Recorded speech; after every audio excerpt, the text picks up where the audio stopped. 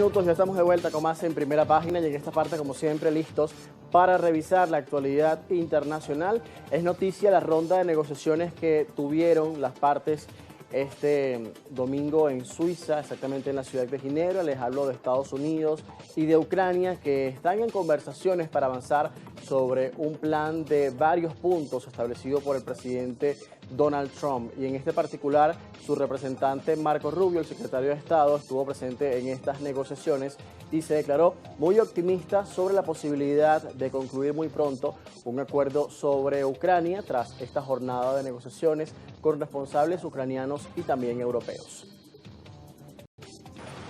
En Suiza, las delegaciones de Estados Unidos y Ucrania reportaron avances significativos en las negociaciones sobre el plan estadounidense para poner fin a la guerra con Rusia. Las conversaciones que se desarrollan en la representación estadounidense en Ginebra buscan destrabar el documento de 28 puntos propuesto por Washington. El secretario de Estado, Marco Rubio, calificó la reunión como la más productiva del proceso, aunque reconoció que aún quedan temas delicados por resolver. Claramente creo que todos reconocemos que parte de lograr un final definitivo a esto requerirá que Ucrania sienta que está segura y que nunca será invadida o atacada nuevamente. Así que eso es claramente algo que tiene que discutirse. Creo que hemos hecho un progreso sustancial en eso y otros puntos. A su lado, el negociador ucraniano Adri Yermak coincidió en que hubo progresos, pero evitó dar detalles. Tenemos muy buen progreso y estamos avanzando hacia una paz justa y duradera. El pueblo ucraniano merece y quiere esta paz más que nadie, más que cualquier persona en este planeta. El plan, que incluye concesiones a Rusia como la cesión de territorio, la reducción del ejército ucraniano y el freno a la adhesión a la OTAN, ha generado resistencia en Kiev y entre los aliados europeos que se movilizaron a Ginebra para evitar una paz percibida como una capitulación. Donald Trump ha aclarado que su propuesta no es una última oferta, mientras crece la presión para que Ucrania responda formalmente. En medio de estas tensiones, el presidente Volodymyr Zelensky expresó agradecimiento hacia Trump tras las críticas del mandatario estadounidense por la supuesta falta de gratitud. Es importante asegurar que los pasos para terminar sean efectivos y que todo funcione. Ucrania nunca ha querido, nunca seremos un obstáculo para la paz. La diplomacia está activada y esto es bueno, muy bueno. Esperamos que el resultado sean los pasos correctos.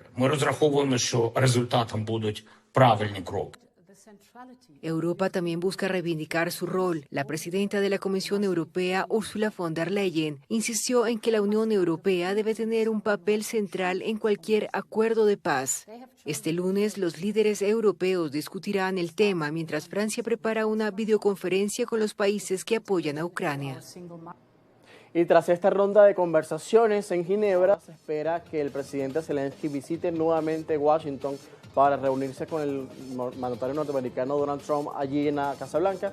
Es una conversación que se está promoviendo desde Kiev y también desde los aliados europeos que veían con escepticismo esta propuesta del presidente Donald Trump para resolver el conflicto de Ucrania, diciendo que concedía, digamos, mucho a Rusia en su ofensiva militar y también territorio que justamente no está ocupando en este momento, aparte del que sí controla aproximadamente el 20% del territorio ucraniano, pero ciertamente se espera que Zelensky visite nuevamente y posiblemente esta semana la Casa Blanca en esta reunión que está siendo promovida por los aliados europeos, que por cierto hoy se van a reunir para hablar sobre este tema. En principio veían con escepticismo y con cierto rechazo la propuesta estadounidense, pero parece que en el marco de estas negociaciones en Suiza se ha hecho un ajuste a lo que se estaba proponiendo. Ya veremos entonces qué puede anunciarse en las próximas horas. Recordemos que es un trofeo que está buscando Donald Trump desde el principio de su segunda administración. Y vamos a hablar ahora de Brasil, porque este fin de semana ha sido noticia que el expresidente brasileño Jair Bolsonaro fue encarcelado por riesgo de fuga mientras cumplía su prisión domiciliaria. Y en el marco de esto ha reconocido que dañó su tobillera electrónica por curiosidad y por un ataque, también dice, de incertidumbre usando un soldador. El Tribunal Supremo Federal divulgó este video donde se observa el dispositivo quemado aún en su tobillo. Ante la consulta de un oficial, Bolsonaro respondió directamente que había manipulado el aparato con una herramienta caliente. Bolsonaro, condenado a 27 años por intentar un golpe de Estado en 2022, permanecía bajo arresto domiciliario desde el mes de agosto. Su encarcelamiento se ordenó tras detectarse la tobillera alterada, lo que elevó las sospechas de que podía intentar escapar. El hallazgo motivó que el ex juez Alexandre de Moraes exigiera a su defensa un informe en 24 horas sobre lo ocurrido. Tras este incidente, el exmandatario fue trasladado a un complejo de la Policía Federal en Brasilia y allí los detenidos son sometidos a exámenes médicos antes de ser enviados a prisión. Fuentes cercanas confirmaron que Bolsonaro permanece bajo custodia mientras avanza esta investigación sobre la manipulación del dispositivo electrónico. Por cierto que sobre esto se ha pronunciado el presidente brasileño Luis Ignacio Lula da Silva, quien afirmó este domingo que lo que está pasando con Bolsonaro y los movimientos que ha hecho la justicia no afectarían su relación con el presidente norteamericano Donald Trump, que está negociando en estos momentos con el gobierno de Brasil. Vamos a ver la nota. Eso no tiene nada que ver. Creo que Trump necesita entender que somos un país soberano, que nuestro sistema de justicia toma decisiones y que lo que se decide aquí es definitivo. La detención de Bolsonaro deja a la derecha sin candidato definitivo para las elecciones de 2026, mientras Lula confirmó que buscará un cuarto mandato. Pero la preocupación del presidente brasileño también apunta a la seguridad regional. Lula también expresó su inquietud por la presencia militar estadounidense en el Mar Caribe cerca de Venezuela y dijo que discutirá el tema directamente con Trump. A mí me preocupa mucho. Estoy muy preocupado por el aparato militar que Estados Unidos ha colocado en el Mar Caribe. Estoy muy preocupado y tengo la intención de discutir esto con el presidente Trump porque me inquieta. Porque está me preocupando. Washington asegura que se trata de operaciones mientras Caracas denuncia estas maniobras como una amenaza para su gobierno. Lula enfatizó la importancia de buscar soluciones antes de que surja un conflicto, recordando la frontera compartida entre Brasil y Venezuela.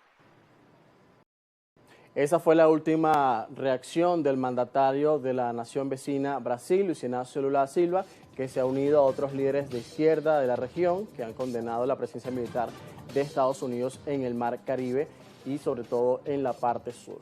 Vamos a cambiar de tema, vamos a Sudáfrica en este particular porque se está llevando a cabo la cumbre del G20 que ha concluido este domingo en Sudáfrica con el centro en defender el multilateralismo que según varios líderes está fragmentado. En este escenario global marcado por políticas unilaterales geopolíticas, el primer ministro canadiense Mark Carney advirtió que no vivimos una transición sino una ruptura, al señalar que muchos países se atrincheran en bloques y en el proteccionismo. Recordó además que la nostalgia no es una estrategia en un encuentro histórico por ser el primero realizado en África.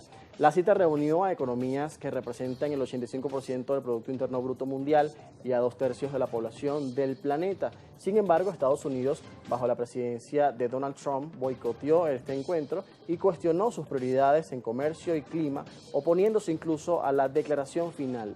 A pesar de ello, el documento fue aprobado, mientras el presidente sudafricano Cyril Ramaphosa reiteraba la importancia de sostener la cooperación internacional. Los líderes de Canadá y Brasil destacaron el creciente protagonismo de las economías emergentes y del sur global dentro de este foro. El próximo año Estados Unidos asumirá la presidencia del G20, aunque Trump ya anticipó que buscará restringir la agenda a asuntos meramente económicos.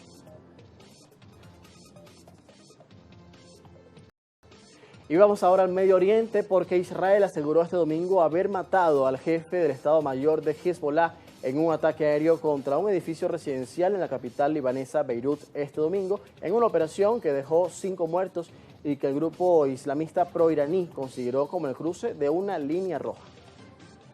En un comunicado difundido poco después del las fuerzas de defensa de Israel aseguraron haber eliminado a Haitham Ali Tabatabai, jefe del Estado Mayor de Hezbollah. El primer ministro de Israel, Benjamin Netanyahu, confirmó la operación realizada en el barrio de Jarek Freik, en los suburbios del sur de Beirut, un área densamente poblada y considerada bastión del grupo chiita. Tabatabai era un asesino en masa. Sus manos están manchadas con la sangre de muchos israelíes y estadounidenses, y no en vano Estados Unidos ofreció una recompensa de $5 millones por su cabeza. Este es el quinto ataque contra este bastión de Hezbollah en la capital libanesa desde el alto el fuego acordado entre Israel y el movimiento islamista en noviembre de 2024 y ocurre una semana antes de la visita programada del Papa León XIV al Líbano. Por su parte, Hezbollah reconoció que un alto mando fue blanco del ataque, aunque evitó revelar su identidad o confirmar su fallecimiento. Este ataque de hoy en los suburbios del sur cruza una nueva línea roja, una línea que ya había sido cruzada anteriormente. El presidente libanés Joseph Aoun instó a la comunidad internacional a intervenir seriamente y con firmeza para poner fin a los ataques de Israel contra el Líbano. Israel sostiene que sus operaciones buscan mantener los términos del alto el fuego e impedir que Hezbollah recupere capacidades militares. Y vamos a ver ahora lo que está pasando en Nigeria, porque 50 de los más de 300 alumnos secuestrados el pasado viernes en la escuela católica St. Mary's en el oeste de ese país lograron escapar de sus captores durante este fin de semana. Según la Asociación Cristiana de Nigeria, los jóvenes ya se encontraron con sus familiares tras un rapto que afectó a 315 personas entre estudiantes y profesores. El hecho ocurre días después del secuestro de 25 niñas en Kebbi. El presidente Bola Tinubu anunció también la liberación de 38 fieles raptados el pasado martes durante un ataque a una iglesia en Guara. El mandatario aseguró que las fuerzas de seguridad mantienen operativos para rescatar al resto de las víctimas en medio de una ola de violencia atribuida a bandas criminales y grupos radicales yihadistas activos desde el 2009. Estos incidentes reavivan la preocupación por la expansión de estos grupos en zonas rurales. Nigeria recuerda aún el secuestro masivo en 2014 en Chibok, donde casi 300 niñas fueron raptadas por Boko Haram. Muchas de ellas siguen desaparecidas. Esta nueva ola de secuestros subraya la fragilidad de la seguridad en el país más poblado de África.